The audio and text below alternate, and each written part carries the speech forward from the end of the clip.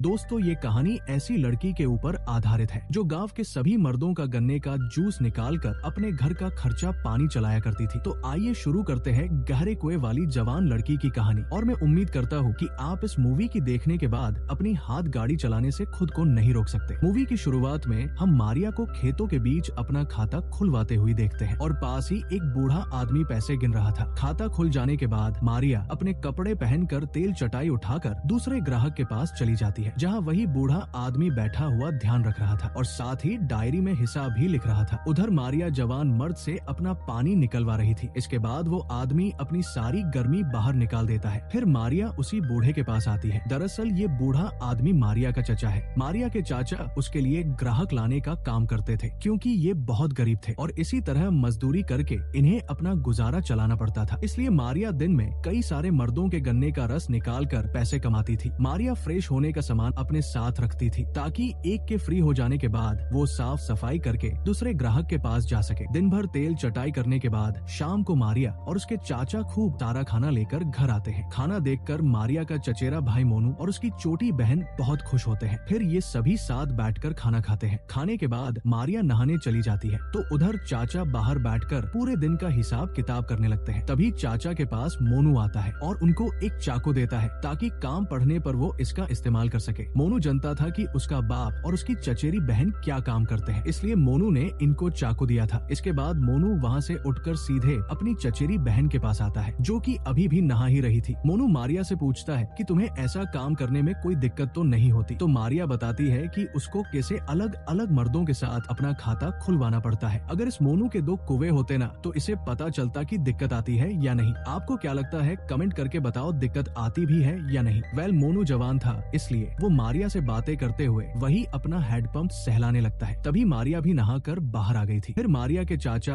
वहाँ आकर मारिया की जल्दी जल्दी तैयार होने को कहते हैं, क्योंकि उन्हें एक और कस्टमर के पास जाना था। मारिया तैयार होकर अपने चाचा के साथ ग्राहक से मिलने के लिए निकल जाती है। थोड़ी देर बाद मारिया अपने ग्राहक की प्यास बुझा रही थी और चाचा बाहर रुककर देसी पवा लगा रहे थे। साथ ही वो मारिया की गर्म सिसकियां भी सुन रहे थे। अंदर ग्राहक मारिया के साथ जबरदस्ती उसकी गुफा में घुसने लगा, जिससे मारिया चिल्ला उठी। मारिया की चीखें सुनकर चाचा घर के अंदर जाकर ग्राहक एक चाकू दिखाकर मारिया को छोड़ने की बोलते हैं, लेकिन ग्राहक बीच में अपनी रेलगाड़ी नहीं रोकना चाहता था। तभी मारिया ग्राहक का गन्ना अपनी गुफा से निकालकर अपने चाचा के पास चली जाती है, जिससे ग्राहक गुस्सा होकर चाचा को धक्का दे देता है और उन्हीं के चाकू से उन्हें मार डालता है। ये देखकर मारिया बुरी तरह से रोने लगती है। फिर हम कुछ दिनों बाद का सीन देखते हैं, जहाँ चाचा की मौत से घर पर सभी दुखी थे और मारिया ने भी अपना काम छोड़ दिया था, जिससे वो घर ही रहती थी। मारिया के काम न करने की वजह से उनके घर का राशन खत्म होने लगा था। एक शाम जब ये खाना खा रहे होते हैं, तभी चाचा के फोन पर ग्राहक का कॉल आता है, क्योंकि लेन देन तो चाचा ही संभालते थे। मारिया पहले तो फोन को इग्नोर कर देती है, लेकिन फैमिली की हालत देखकर वो कॉल उठा लेती है, जहाँ ग्राहक उसे मिलने के लिए बुलाता है। मारिया जल्दी से अपनी तेल चटाई लेकर ग्राहक से मिलने के लिए जाने लगी, लेकिन पिछले वाले ग्राहक का गन्ना कुछ ज्यादा ही बढ़ा था, इसलिए मोनू और मारिया की फटने लगी। तो मोनू भी मारिया के साथ जाता है ताकि मारिया के साथ दोबारा ऐसा न हो। फिर ये दोनों जंगल में जाते हैं, जहाँ मारिया ग्राहक के पास जाकर जंगल में मंगल करने लगी और मोनू साइड में बैठकर हिसाब लिखने लगा। मारिया एक ही दिन में कई बार अपनी गुफा में कई बार धमाके करवाती है। जब शाम को काम खत्म करके मोनू और मारिया घर जाने लगे तो उन्हें जाते टाइम एक ग्राहक की याद आती है, जिससे उन्हें पैसे लेने थे। तो ये दोनों उसके घर चले जाते हैं, जहाँ हमें पता चलता है कि ये आदमी तो इनके गांव का सबसे अमीर सेठ आदमी है। सेठ मारिया से चाहता था कि वो उसके भाई को नामर्द से एक मर्द बना दे और उसकी तोप को अपनी गुफा में लॉन्च करवाए, क्योंकि सेठ के भाई में आधे लड़कियों जैसे गुण थे, जिसके लिए सेठ मारिया को कई सारे पैसे देने का वादा करता है। बस ये बात गांव वालों को पता नहीं चलनी चाहिए। मारिया भी इसके लिए मान गई थी, तो वो सेठ के भाई को लेकर रूम में जाती है। अंदर जाते ही मारिया सेठ के भाई लुलू को खुश करने के लिए उसका माहौल बनाने लगी, लेकिन लुलू मारिया के बीच में ही रोक देता है, क्योंकि लुलू तो आधा लड़की था, इसलिए उसका टुनटुना खड़ा नहीं होता और मारिया को तो पैसे चाहिए थे और लुलू को अपने भाई को खुश करना था, इसलिए वो दोनों एक चालाकी करते हैं और दोनों एक दूसरे को खुश करने की नौटंकी करना शुरू कर देते हैं। मारिया की चीखें सुनकर बाहर बैठे सेठ को यकीन हो जाता है कि मारिया लुलू से अपनी गुफा में अच्छे से धमाके करवा रही है, जिसके बाद मारिया सेठ से पैसे लेकर सीधे अपने घर आ जाती है। घर आने के बाद सभी मिलकर खाना खाते हैं। अगले दिन मोनू पूरे गाँव में खबर फैला देता है कि मारिया कम पैसों में अपने तरबूज का ज्यादा रस पिलाती है, जिसे वो है 20 रुपए का बड़ा गिलास चले आइए इधर इधर। मारिया की गुलाबी गुफा की बात सुनकर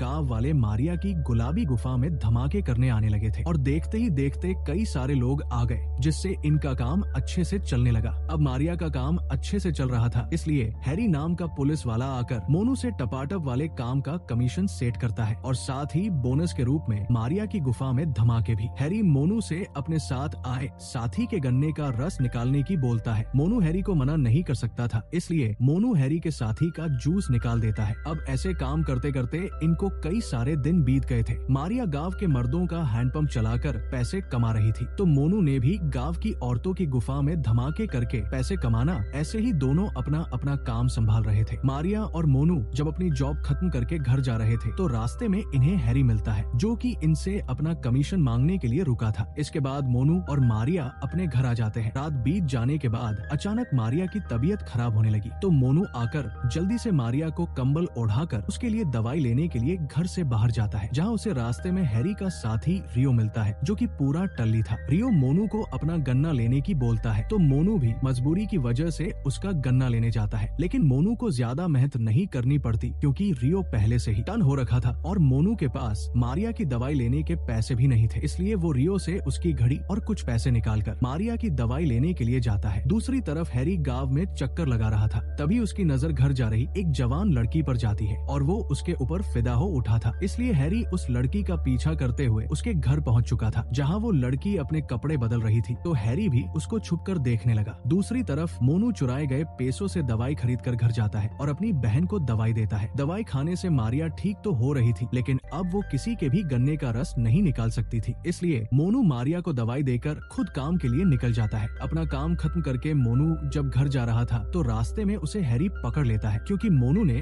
उसके साथी रियो की घड़ी और पैसे चुराए थे। मोनू को पकड़ने के बाद हैरी उसकी खूब धुलाई करता है और जेल में बंद कर देता है। उसी जेल में वो स्कूल वाली लड़की भी थी, जिसका हैरी पीछा कर रहा था। दरअसल हैरी उस लड़की की गुफा में धमाके करने की सोच रहा था और लड़की की सहमति से, इसलिए उसने उस लड़की को जेल में बंद कर रखा था। उधर मारिया मोनू के घर न आने की वजह से बहुत परेशान थी और घर में खाना न होने की वजह से मारिया काफी कमजोर पड़ गई। दूसरी तरफ जेल में मोनू उस लड़की से उसका नाम पूछता है, तो वो लड़की अपना नाम चमकीली बताती है और वो मोनू से हेल्प मांगती है, पर बेचारे मोनू की तो खुद की वाट लगी हुई थी। दोनों को बातें करता देख हैरी को काफी गुस्सा आता है और वो मोनू को जेल से बाहर निकालकर उसकी धुलाई करने लगा और वो मोनू को चमकीली से दूर रहने की सलाह भी देता है। थोड़ी देर बाद हैरी के हाथ मोनू की हिसाब वाली डायरी लगती है, जिसने मारिया के ग्राहक के नंबर और पूरा हिसाब लिखा हुआ था। ये देखकर हैरी मोनू के पास जाकर उससे पैसे मांगता है, लेकिन मोनू के सारे पैसे तो मारिया की गुफा सही करने में खर्च हो चुके थे, इसलिए हैरी मारिया के एक ग्राहक को कॉल करके जेल में बुलाता है ताकि वो चमकीली से मजे कर सके। फिर हैरी उस ग्राहक से पैसे लेकर उसे चमकीली के पास भेजता है और चमकीली उसे अपना जूस नहीं पिलाती, इसलिए हैरी इस आदमी को भगा देता है। ये सब देखकर मोनू को एक आइडिया आता है और वो हैरी से कहता है कि चमकीली को तुमसे धमाके करवाने के लिए मैं और मेरी बहन मना सकते हैं। हैरी को मोनू की बात सही लगी, इसलिए वो जल्दी से मारिया की जेल में बुलाता है। मारिया के आते ही हैरी उसे भी चमकीली के साथ जेल में डाल देता है और मारिया से कहता है कि तुम्हें चमकीली को मुझे अपनी गुफा में धमाके करवाने के लिए मनाना होगा, अगर ऐसा हुआ तो मैं तुम्हें और तुम्हारे भाई को छोड़ दूंगा। ऐसा सुनकर मारिया जल्दी से चमकीली को तैयार करने लगी। तैयार करने के बाद वो हैरी को जेल के अंदर बुलाती है। हैरी अंदर आते ही जबरदस्ती चमकीली की गुफा में धमाके करने लगा और धमाके करके चला गया। रात को जब हैरी वापस जेल में धमाके करने आया तो मारिया उसे पहले ही रोक लेती है और हैरी से कहती है कि मैं चमकीली के सामने ही तुमसे अपनी गुफा में धमाके करवाऊंगी, ताकि मुझे देखकर चमकीली भी कुछ सीख सके। ये सुनकर हैरी भी उसकी बात मान गया और फिर मारिया हैरी को अपने जंगल की सैर करवाने लगी और मौका देखकर मारिया ने हैरी का गला काट डाला, जिससे हैरी वही तड़प तड़प के मर गया। इसके बाद मारिया जल्दी से अपने भाई मोनू और चमकीली को आजाद करती है और सीधे वहाँ से